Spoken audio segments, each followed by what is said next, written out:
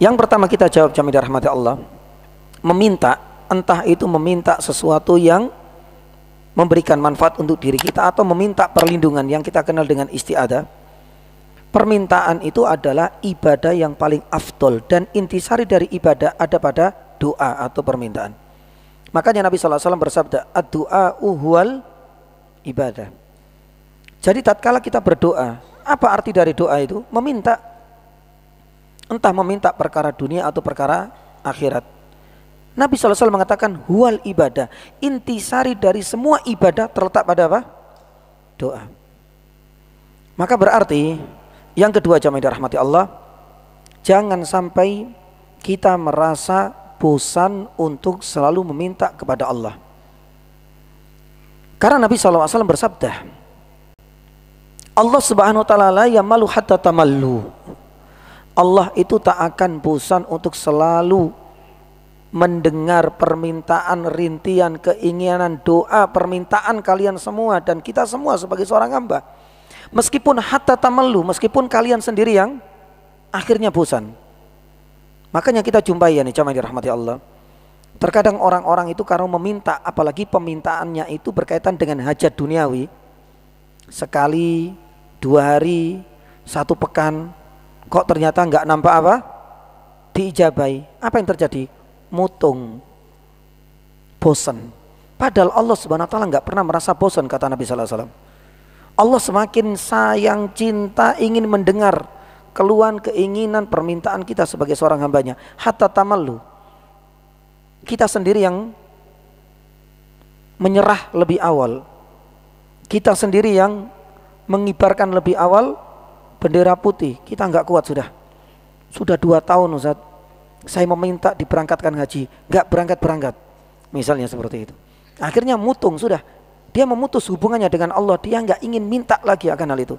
Padahal kalau kita telusuri jamaah dirahmati Allah Subhanahu wa ta'ala, yang ketiga, Nabi SAW bersabda, intisarinya permintaan dan doa, permintaan kita kepada Allah, permohonan kita kepada Allah, asalkan syaratnya terpenuhi dan tidak ada penghalang-penghalangnya, itu pasti diijabai oleh Allah.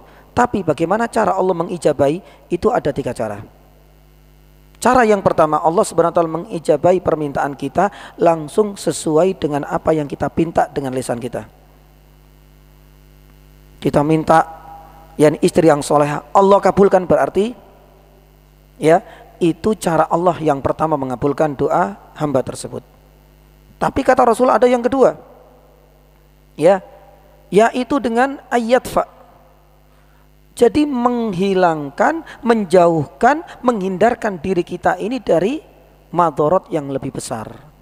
Yang ini kadang-kadang tidak kita sadari, karena kita selalu menuntut sesuatu itu benar-benar nyata dikabulkan kalau seandainya apa yang kita pinta dengan lisan sesuai dengan kecatan. Selalu itu tolok ukur doa kita apa? Dikabulkan. Padahal cara Allah mengabulkan ada 3 hal ya.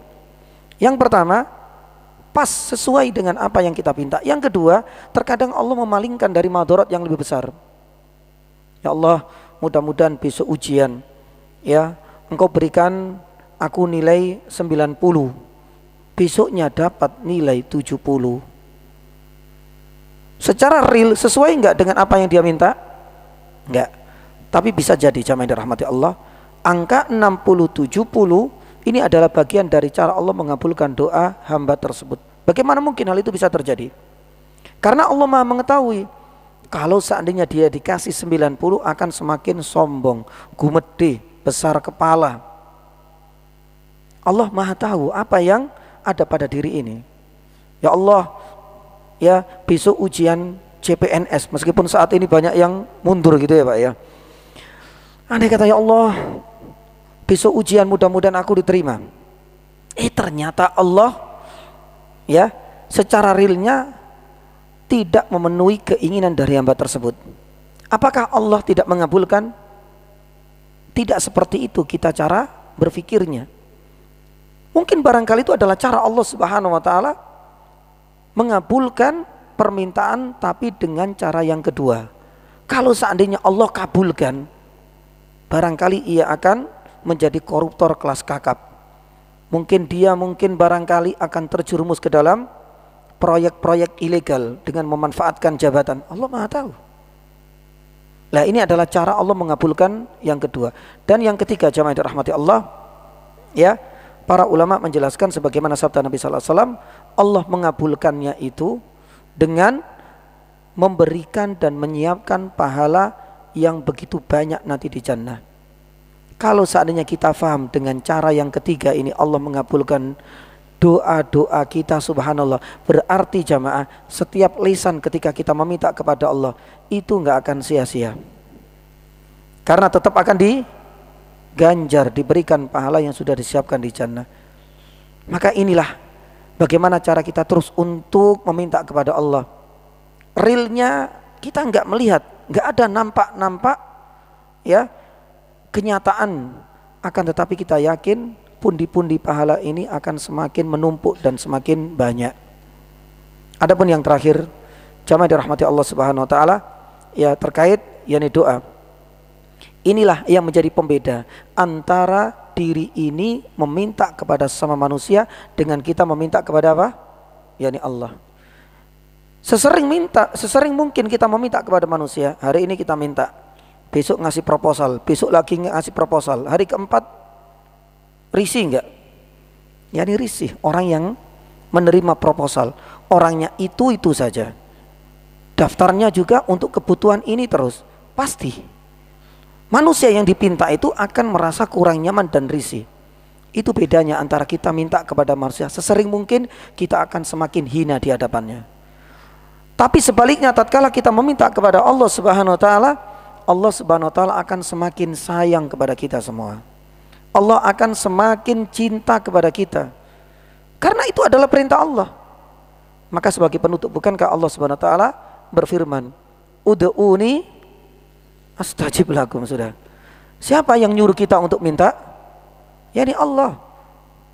Bukan karena inisiatif kita, tapi Allah sudah nyuruh kita dalam Al-Qur'an, "Ud'uni." Mintalah kepada aku. Berarti apa? Ya sudah. Ya, kita minta kepada Allah Subhanahu wa taala sering mungkin, malah itu yang akan membuahkan cintanya Allah kepada kita.